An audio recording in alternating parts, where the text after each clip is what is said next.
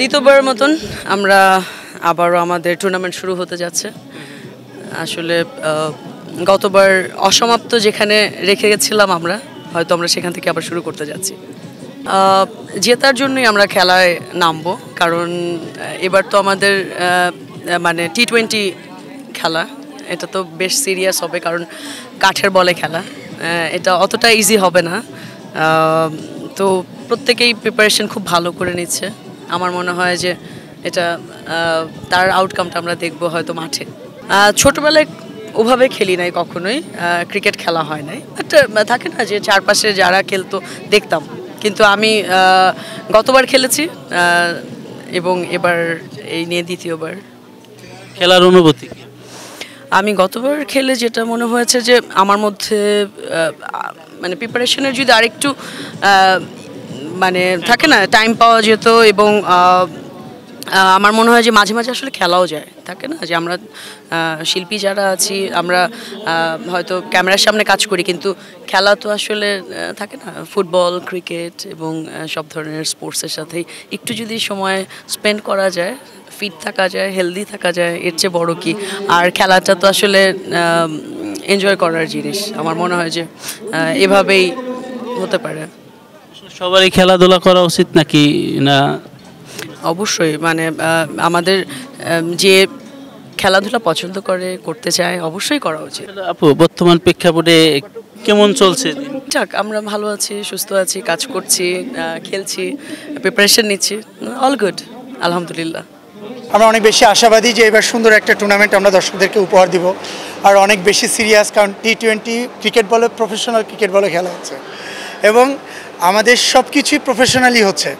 সেক্ষেত্রে একটু মানে ভালো লাগা কাজ করছে, উৎসাহ কাজ করছে, সব কিছু মিলিয়ে দর্শকদেরকে জানি না কতটুকু উপহার দিতে পারবো আমরা সবাই, বাট চার টিমই চেষ্টা করছে তাদের বেস্ট পারফরমেন্স মাঠে দেওয়ার জন্য। আমরা যে শুধু অ্যাক্টিংই করি না, মাঠেও ভালো ক্রিকেট খেলি, এটা দর্শকদেরকে আই থিঙ্ক এবার দেখানো যাবে। সেলিব্রিটি সবাই মিলে আসলে খেলা মানে কি, এটা একটা মিলন মেলা?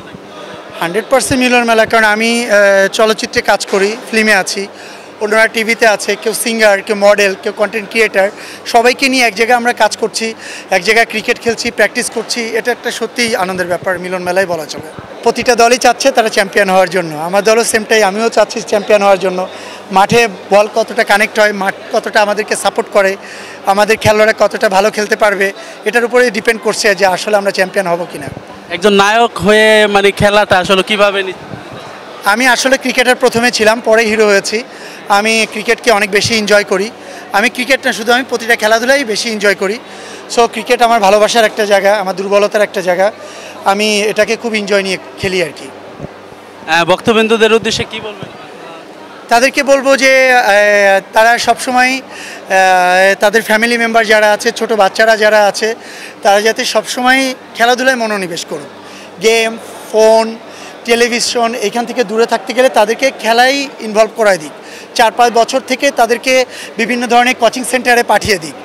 যখন বাচ্চারা কোচিং সেন্টারে যাবে, ক্রিকেট খেলবে, ফুটবল খেলবে, তখন বাচ্চাদের ভিতরে তখন এটার ভিতরে একটা আগ্রহ সৃষ্টি হবে। তখন তাদের হাত থেকে ফোন, টেলিভিশন এগুলো তখন আর তারা চাইলেও এটা তাদের মনে আসবে না আর কি। সো আমি চাইবো প্রতিটা ফ্যামিলির বাচ্চাদেরকে খেলাধুলার ভিতরে মনোযোগ দেওয়ার জন্য। এখন তো যে আমার সামনে ছবি রিলিজ আছে, 9টা ছবি সেন্সর হয়ে আছে, এগুলো যে কোনো সময় যে কোনোটার ছবি রিলিজের ডেট পড়ে যাবে, এগুলো নিয়ে প্ল্যানিং চলছে আর কি। আর অপারেশন জ্যাকপটের কাজ বাকি আছে, এটা নিয়ে একটু আছে। আর আমার নতুন 2টা মুভির কাজ শুরু হবে, ওটা গ্রুমিং নিয়ে কাজ চলছে। অনেকগুলো সিনেমা আসলে আমার 2টা ছবি দেখা হয়েছে, বাকিগুলো দেখার সুযোগ করতে পারি না, আমি একটু নিজেও অসুস্থ ছিলাম, বাট আমি দেখে নিব সুযোগ করে।